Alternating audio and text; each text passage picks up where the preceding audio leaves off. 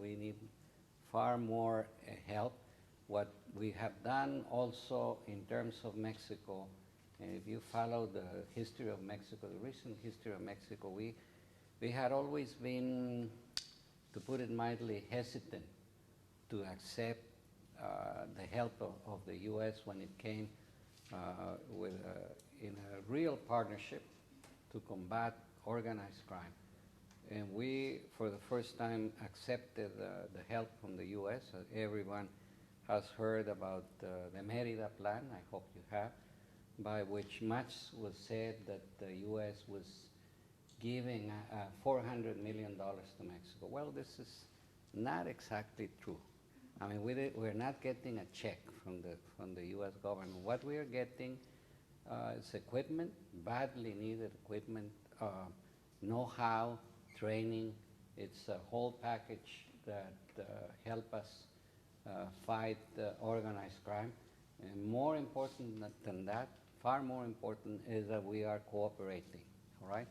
Because the recent history of Mexico and the U.S. was finger pointing. I mean, we were always, mirrored in this thing about consumption of drugs, demand and supply, and the U.S. was certifying Mexico or other countries, and we were always saying, well, the U.S. is a consumer of drugs, and this is not fair. But the point is that nothing was done on a concerted effort to fight our common enemies, which are the drug traffickers. I don't care. You would tell me that most of them are Mexicans. I would accept that.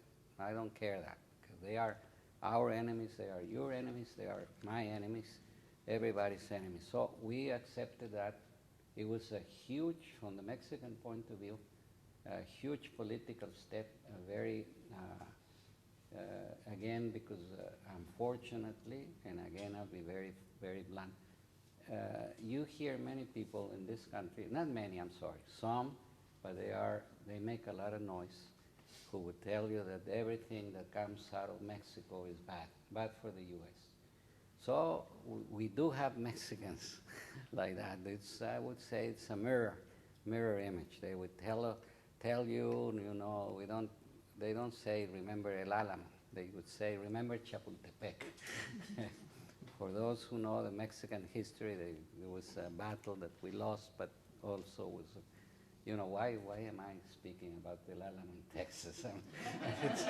I'm risking. No, seriously.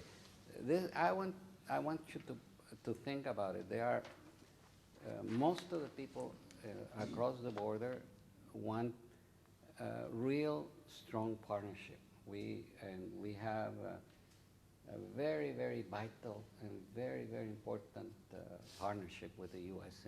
and that partnership is here for the duration. We cannot move from the neighborhood, so you can't move from the neighborhood. So we are working together, most of us, we are cooperating. I was privileged also to be consul at the border in Arizona, and I can tell you that I learned a lot. I learned from the perspective of people joining up together every day, solving problems, not speaking very nicely about Mexico City if you were on the other side of the border, and Washington, D.C. if you were on this side of the border, but cooperating and understanding what goes at the border, what goes on at the border far better than anybody that doesn't live at the border or hasn't been there for a prolonged time. So we have, for instance, more than 1 million crossings each way. And everybody has talked about recently what happened in Reynosa, what happens every day at Ciudad Juárez, I'm sorry, what happens at Tijuana. And those are things that are true. I mean, no one is denying that.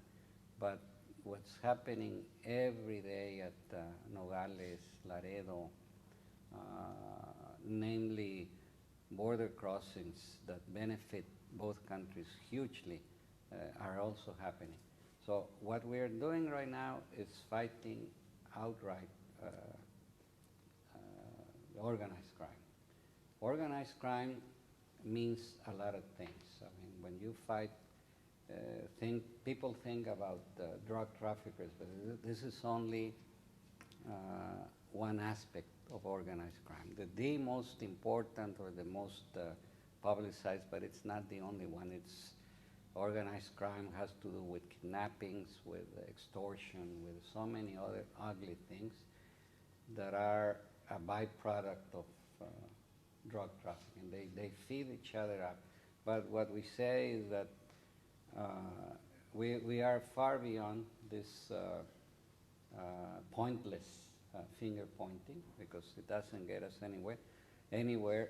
But we are saying we have to have more cooperation from the U.S. when it comes to doing more in terms of weapons going from the U.S. to Mexico. That we say that very firmly, because we are good friends.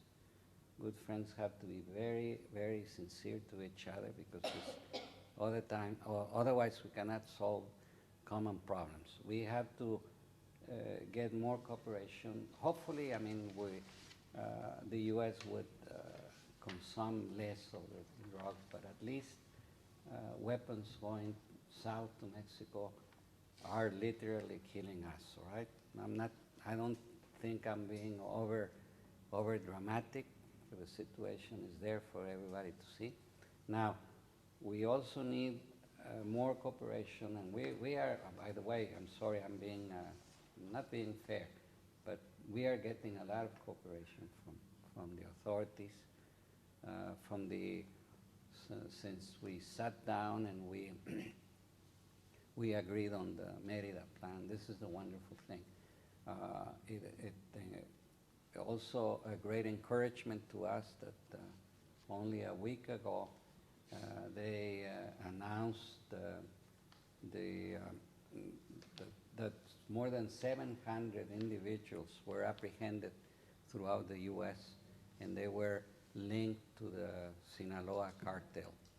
And this was something that for Mexico was hugely important, because we were always saying that, well, I mean, the drugs come to the U.S., they get distributed also inside the U.S., and we were told, but Mexicans are running it, fine. I mean, I don't care if they are Chinese, Mexicans, Japanese, with all due respect, I'm sorry.